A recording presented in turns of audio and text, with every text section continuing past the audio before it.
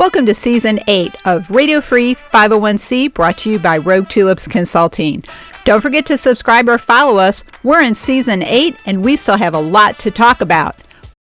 Radio Free 501c is supported by USAE News, the weekly community newspaper of Association CVBs and hotels.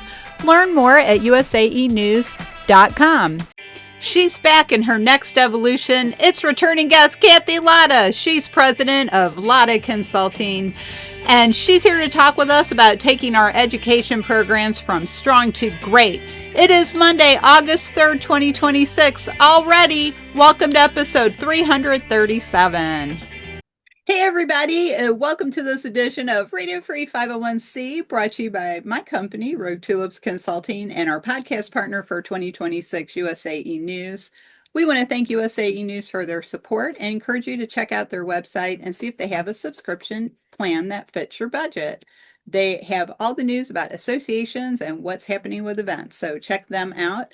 I'm your host, Cecilia Sepp. I am the principal and founder of Rogue Tulips Consulting, so thanks for joining us for our first episode of August. Yes, folks, it's already August. No, I don't know where summer went. I'm told it has something to do with the Earth rotating around the sun, but I could be wrong. Anyway, hope you've been having a great summer wherever you are on planet Earth. And please do us a favor. We would so appreciate if you follow us or subscribe on your favorite service. We're on Spotify, YouTube, Apple, all the big ones. So please take a moment and add us to your follow subscribe list. It really helps us keep the podcast going. So we'd appreciate that. This week, I am pleased to welcome back a returning guest, Cathy Lada, who is now consulting, and she's here to talk with us about how strong education programs become great. She's really done a lot of work in this area, and we're going to learn a lot in this episode. Cathy, welcome back. Thanks. Would you like to say hello to the audience and tell us a little about yourself? Yes. Hi, everyone. I'm glad you could join us for this episode. It's always wonderful to have a conversation with Cecilia. So thank you for having me on your show again. I am the principal of Lada Consulting, and we focus on transformative strategies with marketing, education, and AI. So those are my focus areas, and you can visit my website at any time at cathylada.com. That's great. And Cathy, like a lot of us in association management, you have had a varied career with different points on your journey. You've been on staff, you've been a consultant, you've been on staff, you've been a consultant, kind of similar to my journey. So I think that actually helps make us better consultants in the long run. And then if we do go back into a paid full-time staff position, an even better staff person, because we are self-managing as independent consultants. Now, today, though, I really admire all your work in artificial intelligence, and I recently went to one of your webinars. Well, I guess not so recent, it was last month, but it was really good, the one you did with Mark Franco on AI policy.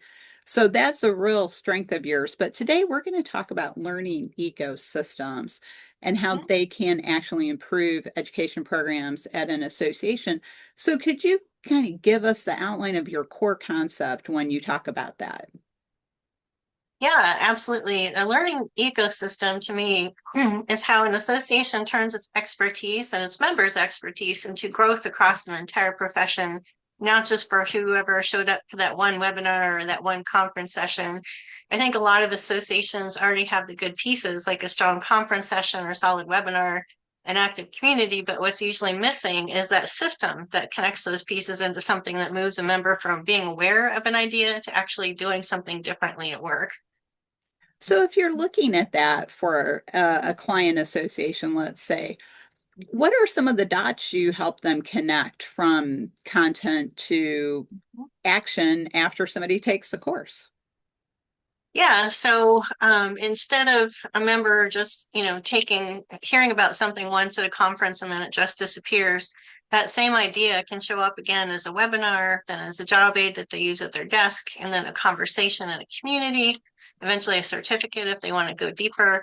But the goal isn't more content, it's connecting what you already have so it actually moves someone from being aware of an idea to using it on the job. And so what sort of follow-up tools might an association have for that? I know that's the I know in data we talk about the golden record, like we have that one record, which is like the record of truth, but what is sort of that golden goal, let's say? I'm making things up, as I usually do. What is that golden goal for education programs to have those follow-up tools? Like, what are those things you want people to do Mhm. after they take the course? Yeah, so it actually starts before they take the course and mapping out how to move them, from idea to mastery of something. And so a real strategy has sequencing. So it knows where the learner's starting and what they need first, what comes next as they grow. So a stack of programs is organized around the content calendar, but a strategy is organized around the learner's progression. So you can organize education around career stages, job roles, or strategic industry priorities, and then bundle those offerings into tracks or pathways rather than a sort of a catalog of disconnected programs. And so then do you take the content or disconnected programs and we connect them and then that feeds into that journey? Is that what you're saying? Yes, absolutely. Mhm. Yeah, you said it much more succinctly. Oh, okay. Well, I'm not trying to steal your thunder. I do have our education programs and sessions, but I don't do Mhm, what you do with mhm, the that part. mhm, So but it's like, okay, look at the RT education program. We have 3 or 4 offerings right now. So we mhm, have our CAE prep course, which is for people who've taken the test for the first time, and then we have CAE Redux for people who've seen the exam more than one time. And then we have our ethics webinar that we do for the continuing education renewal, but also if you're just interested. And then we have an on-demand course right now called Adaptive Leadership. So mhm, those things relate to each other, but in my opinion, they're not necessarily connected in the way you're talking about. mhm. No, not in the way that I'm talking about. That doesn't make it a bad design. That just means that you're focusing on concrete skills that different people need to have. I mean, I don't think um, um, I think you can use my learning ecosystem model. Sorry, I'm just trying to think of how to answer that. Yeah. Well, it's Um, okay to say they're mhm, not connected because they're actually not. mhm. I mean, Yeah, the only progression, I mean, yeah. let's just be honest with the audience here. Mhm, So the only progression would be if you take the CAE prep course and you don't mhm, pass the first time you take mhm, it, and you want to get yeah, some more support to get ready to take it again, then that mhm, would connect you to Redux. But I'll be honest, the ethics course is designed for that CAE renewal mhm. requirement, but it's also just for people who are interested in ethics, or maybe Sure. they need it for another certification. And then adaptive leadership is, kind of a standalone thing related to the domains of practice or body of Mhm, knowledge, whichever phrase you like, related to that. So right. I'll be just upfront. No, my program at this time is not Mhm, connected. We don't have a learning mhm, ecosystem, but we do have certificates that we give to people. So that's okay. I try to That's be all right. honest and objective about what I am doing in things. Mhm, So, but let's say you had a client like that. You had a client mhm, association who had like several things like that, and they're kind of related, but they're not mhm, connected. What might mhm. be some advice you could give them, some of the first couple steps that you would say, client, this is what I think you should do? Yeah. So I have a structured methodology that I walk my clients through. I'm doing that right now, with a client. And basically you have to pick a pathway to start with. You need to understand what content you have. So you need to inventory your content and understand where it fits on the continuum in this ecosystem. Is it for someone who's newer to the job? Is it someone who is more seasoned? What type of learning is it?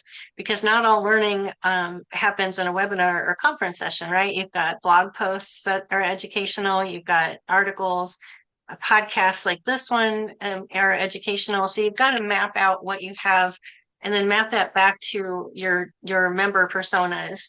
So, I think about the difference between a young professional who might be new to management and the kinds of education that they need and the support that they need is very different from the education that someone new to the profession but is not a young professional would need. So think about those learner journeys and map those journeys out and ask what capability does that person need to have at that point in their career and at that point of whatever task it is that they're trying to do or whatever knowledge it is that they're trying to acquire. Well, and that makes a lot of sense to me. For example, again, using my own courses as an example, they're directed very clearly to a specific segment. So Mm-hmm. people who Yeah. need this, that, or the other thing.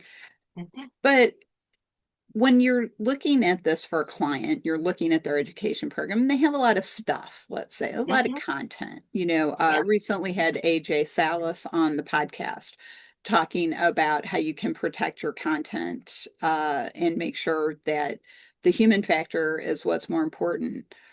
So we have all that. AI is a great tool. You know a lot about AI too. That's what AJ talked about as well. So you're talking about AI. Uh, Policy and how it can help. You're a big proponent of it. You talk about it a lot. You're always making recommendations for prompts for the different programs and things, the different tools.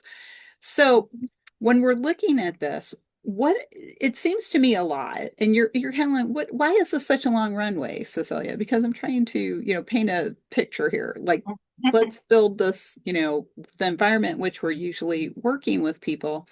Mm-hmm. Most often, people will say, I don't have time for Mm-hmm. X. So I don't have time to go through all the content I have, pull it together into these different programs that are connected Mm-hmm. based on my member personas. I don't have time. So we're just going to kind of stumble along with the one-off Mm-hmm. webinar or the Sure, certificate for that an happens. in-person. Yeah. So like, how do you counsel somebody or advise them and convince them maybe you should reconsider that? Is it the use of AI tools or is it just making a commitment of staff time? What is it that people need to change? Yeah. And it's both. They need to change their overall outlook of what education is for the member, and they need to understand that the member is going to have different needs at different points of their career, even different points of their day. In the morning, they might be working on something and need support for that. So your content does have to be findable. You have to have that. But that's AI can definitely help with that. I've used it to repurpose webinar and conference content for a couple of years. I've got a case study on my website about it. And we were actually able to have, even though we inventoried everything, we are able to have 40% more webinars and then convert that content into job aids and executive summaries. And our webinar participation went up, even though we had more webinars, we attracted 28% more of our member base to taking those. And then, when you look at the downloads of the materials, it tells a story that people want that education. So I would point to a couple of case studies like that I've worked on, where I know that it provides concrete, tangible value to the learner, and that's what you want with your member. You mentioned what your member needs in the morning might be different than what they need in the afternoon because they're working on Mm-hmm. a lot of different projects. So Mm-hmm. that brings me to a question I wanted to ask you about, which is micro-credentialing and how that Mm-hmm. could fit into this progression. So what are your thoughts on micro-credentialing, how that could help take an education program from great Mm-hmm. to, what did we say this was? Great? No, from strong to great. From So strong to great. how do we go from Yeah. strong to great with an education program building in some Mm-hmm. micro-credentialing? Yeah, yeah, as I mentioned earlier, webinars and conference sessions are not only the only way to deliver learning, but they're not necessarily the best way to deliver all types of learning. And I think micro learning modules where you hyper focus on one skill, like active listening, fit in to an overall sort of master class where you can take a deep dive into conflict management. Active listening being one piece of content management. So you can encourage your members to go down that path by having those micro credentials where they can just zoom in on the areas that they really need to focus on, and they may not need all the different pieces that a master class would dive into, but they might. So I think they fit together really well. So is there one thing that you wish all education programs did that you don't see done consistently? Yeah, tracking results of the learning. It's just, it's really difficult to do. You need to rely on your member to a great degree to report back, do self-reporting, and that's notoriously difficult to do. And also, it can be politicized if they say, well, I've, attended 20 hours worth of webinars and nothing changed. Their boss might look at that and go, well, why do we have a professional development budget for you then? So it can be difficult, but there are two models out there. One of them is Kirkpatrick's model of evaluating knowledge that you gained. And you can ask your members, each one of those levels. Like level one is, they're introduced the idea. Level two is they can verbalize in their own words what the idea is, and so on and so forth.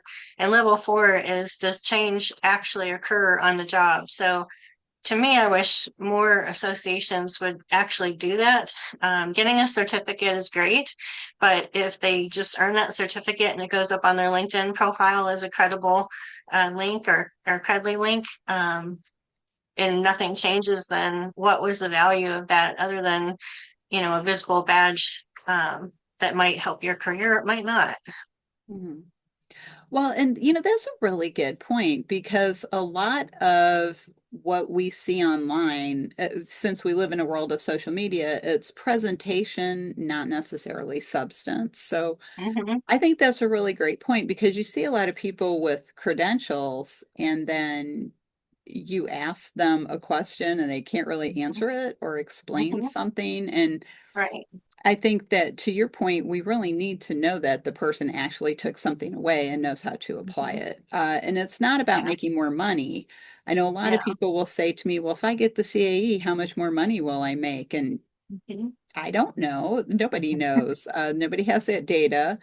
You really get the CAE to up your game, Hmm. improve your knowledge, improve your skill set, Hmm. organize all the information already in your head, and then you go and apply it. How much more money you make, we don't know because it depends on where you work. The famous consultant phrase, right? It depends. Where do you It work? depends. Did they tell you, right? Are you going to get a raise? So you can't really measure it by raises or promotions or things like that. That's really great suggestion about that, adding those. Are those tools that you mentioned, those two tools you just shared, are those Mhm. fee-based tools? No, they're freely published. They're out there. If you just Google Kirkpatrick model, the other one will come up too. The name of it is escaping me. I use Kirkpatrick for the most part. Okay, I'm But writing yeah. that down. That's a great th no, those are great suggestions because I think a lot of times all organizations are like this. It doesn't matter if you're for profit or nonprofit, we're stressed, we're trying to do more than we can fit into a day or a week or a month, or just trying to cram everything in. And I think a lot of times we end up chasing things because we're like, well, we got to get this done. We got to get this done. And we're always talking about taking that step back and saying, how can we make this better? How can we Hmm. improve it?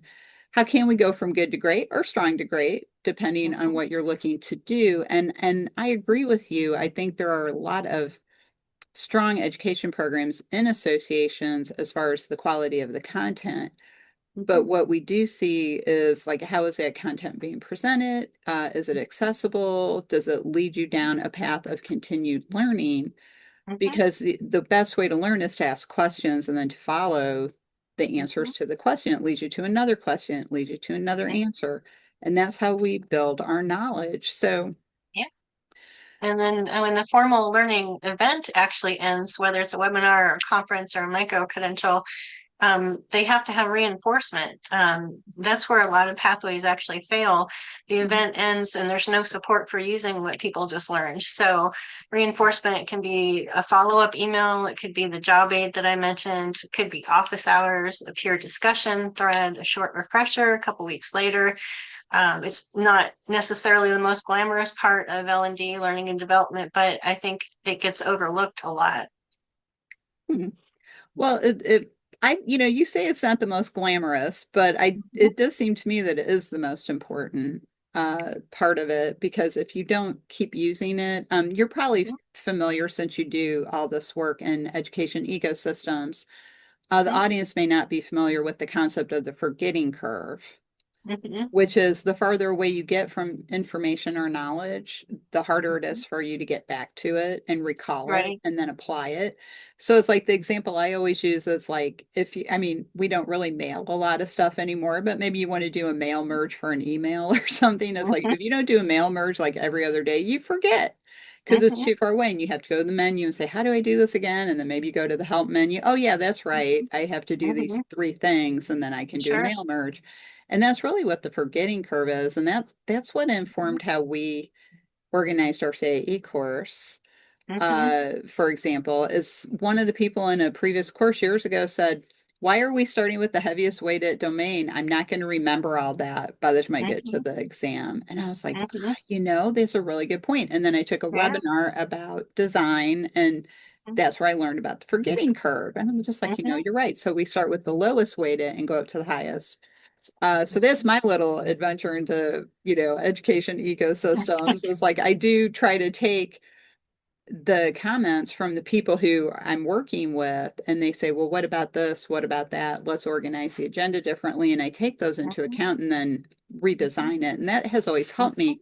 So, how can an association go back to the people who have taken the course and get Mhm. that kind of input and not just the survey, Mhm. but how can they really get some good suggestions about how they used it, how they applied it, what they thought of the Mhm. course content and tools that came with the course, and then include that into like a next iteration of that course. Yeah, that's the standard, plan, do, check, act cycle. Right? You plan out your education, you do the course or whatever, you check to see if anything was learned and what needs to change, and then you act again. And it's a flywheel, it's a cycle to help improve it.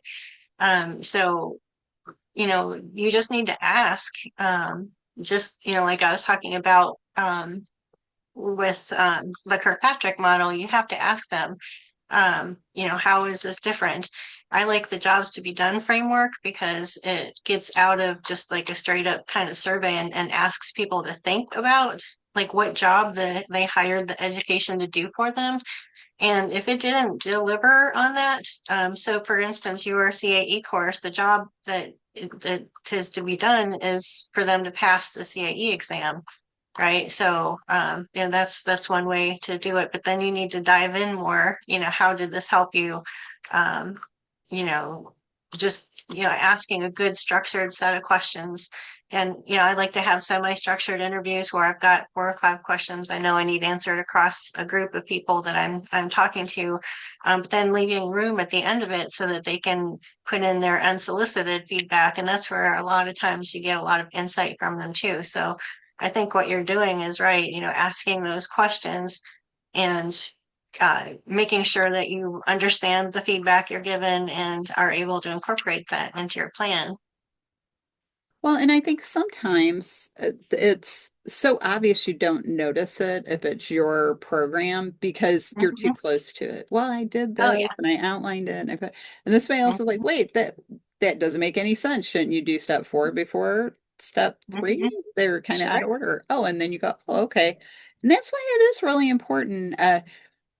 I know people don't like to be told certain things. Like there's questions I don't ask, like, how old do you think I am? Or do I look fat in these pants? Because no, I don't want to know that. But I do want to know if my course is working for you.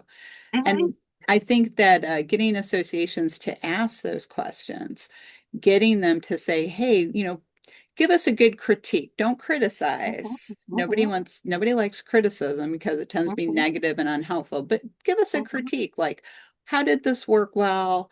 Where do you think it could be tweaked? And I think that's really important. And I'd like to ask you, Cathy, what are some questions, maybe just like 2 or 3 questions you think Mhm. associations should ask people about their programs? So I think they should ask them what their goal was in taking the education course instead of assuming, Mhm. first of all, and then ask whether that education program delivered on it and to what degree it didn't. I would also ask questions about why, um, where else they go for their learning, their education. A lot more people are turning to AI for responses. Like I was thinking about that when you're mentioning about the mail merge. I know I pivot tables for me. I know how to do them, and I know I know how to do X and X lookups and things like that. But I often forget, and now it's just sort of baked in. So the micro learning happens in the moment now. Mhm. So just helping people understand, where is it that you're getting that knowledge from, and can we improve on it? We don't want to duplicate it necessarily, right? Associations don't have unlimited resources, so they've got to focus on what's going to really matter for that member, and just, ask them, um, yeah, what job did you hire it to do, and did it do it, and where are you getting education if you're not getting it from us? I was running a focus group yesterday or Friday afternoon, and the questions were about education and networking. And to a person, every one of the senior leaders in that room got most of their education from their peer networks. And so, peer networks are incredibly valuable. And I think associations need to think too about how that fits into their learning program. You might not think of a peer network as education, that might be under the membership department. But I think if you can collaborate, and make those communities valuable, that's huge. That's a huge win. That's going to be one of the main takeaways that I present back to that client, because every single one of them said that, and they give various reasons for those peer communities. But yeah. Well, and I think, I'm glad you brought that up because I think one of the things we overlook is the concept of the community of practice, which is Hmm. basically what that peer networking learning is. It's when a group of members come together to answer a question or solve a problem, and they do it together collaboratively, and then they create knowledge that can Hmm. be shared with other people. Right. And I think, yes, nerd that I am, I just love that chapter in the Principles and Practices in Association Management fourth edition book Hmm. about that because it's explained so clearly and so well, Hmm. and it's a great thing that happens. It's very much what happens if you are listening out there in the audience and you're an ASAE member. It's what happens in Collaborate. People sharing knowledge, sharing information, answering questions or whatever Right. group you might belong to, and you have an online community. That's what's going on, supporting each other, sharing information. So I think Hmm. that's a really good example of how our members do educate each other. Hmm. So how can you get started though? Let's say you're an association and how do we get started Hmm. reviewing? So it's kind of a two-part question. Let me back that up a second. So how can we get started with this kind of review of our content and courses and coming up with that plan and that journey? And then how can AI tools support that? Because they can automate a lot of things for us. They don't have to create our content or own it, but Hmm. how can we use the AI tools so that we can remove we don't have time from the list of what's getting Right. in our way? So the first step is to look at what you already have before you build anything new. Most associations already have a lot of the pieces, like that good conference session we mentioned, or decent webinar, active community. So pick one audience, map their actual learning journey as a progression. So how do they get from awareness to like a deep dive to skill building, application, and then reinforcement of that learning, and connect what already exists before you spend money creating more content or even use AI to create more content. I think connecting what you have will get you along further than adding to the pile, just kind of willy-nilly. You need to understand the learning journeys of your various types of audiences. And that usually requires good member personas where you understand their pain points and what differentiates different groups of members so that you can look at a whole class of members or a type of member, and map their journey. But that's where I would start. AI can help because it can help you catalog the information that you already have. The client that I mentioned that I'm working with sent me a spreadsheet of like 3,000 entries on one spreadsheet and another 1,400 entries of, and that wasn't even all their content. And there's no way I'm going to crunch 4,400 lines of an Excel sheet to tell them, all these things. So I'm using AI to help me with the data analysis of that. And that doesn't even count for their 200-page toolkits that they sent me, because they want to create learning job aids and micro learnings and micro certificates out of these 200-page toolkits. So I'm putting together that recommendation too. But it all maps back to the 4 member personas that we developed for them. And each of those member personas, we mapped out a learning journey. We understood the capabilities that that person needs to have in their job, and then how we would go about helping them build those capabilities. And that's how that progress is going. Well, they're definitely not lacking for content. They They are definitely seem. not.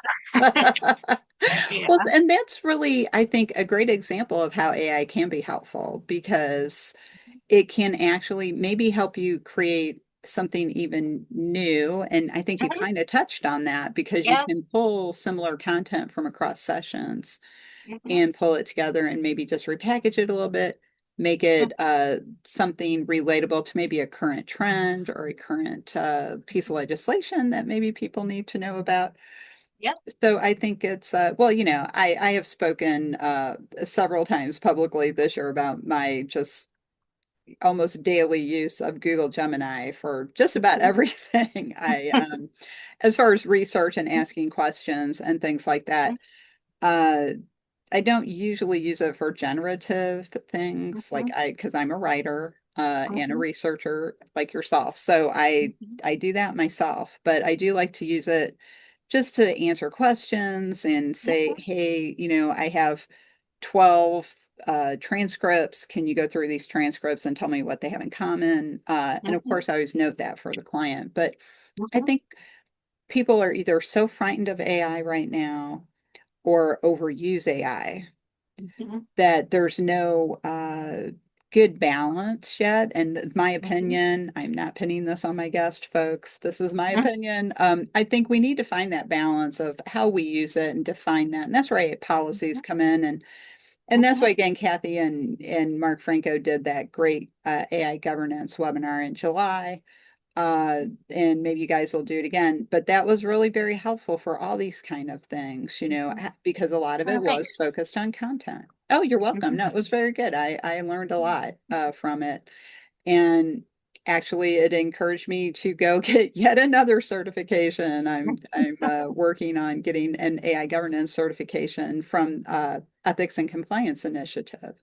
Okay. So yeah, so it should be interesting. I need to still start that course, and that may Yeah. be after Mhm. annual meeting at this point, since it's already August 3rd. But yeah, it's really very much how we're going to put that into our daily work, and we do need to Mhm. think that through. Very much like your point about education ecosystems, Cathy. They need to be thought Mhm. through. They need to be Mhm. designed.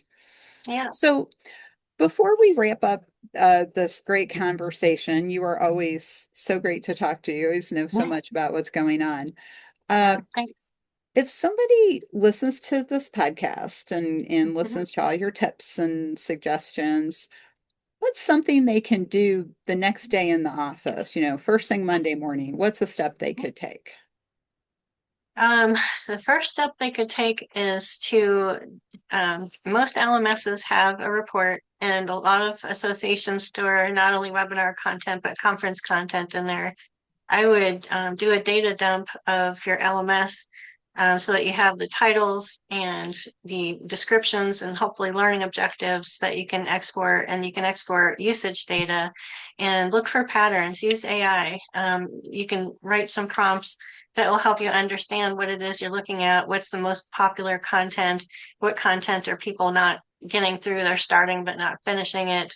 Do you have trends? When I looked at this for AAOE at my last association, we most of the content was introductory level, but when you looked at the members' personas, about 60% of the members had more than 10 years of experience. So we found some gaps that we could fill with different content and just a different approach. So I would start with your LMS and do a deep dive into the behavioral data. Your members are telling you something if they, when they attend those programs and whatnot.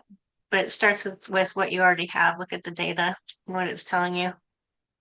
That's a great first step because that should be the first step, Mhm. I think, when you're doing anything. Yeah, Right. yeah, So I agree. great. Okay, yeah, well, we're a couple of data people.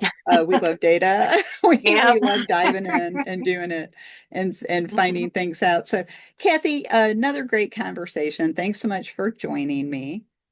Thanks for And having me, Cecilia. oh, you're welcome. You're always evolving in your career, which I Mhm. really admire and respect. You're constantly evolving, and Mhm. you're known as an expert on AI policy now. Now you're moving into education ecosystems very strongly. Mhm. And I think in a knowledge-based world, a data-driven world, in a virtual Mhm. space, that's really required and unique and good for you. So Yeah, thanks. you're welcome. So now, you've been on the show a couple of times already. I Mhm. like to ask my guests, what's the one Mhm. thought you'd like the audience to take away today?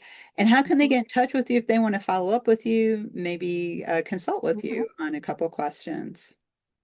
Um, let's see. The one thing, just remember to start with the learner and the capabilities. What is it that they need to learn, and that will help you back into a learning ecosystem.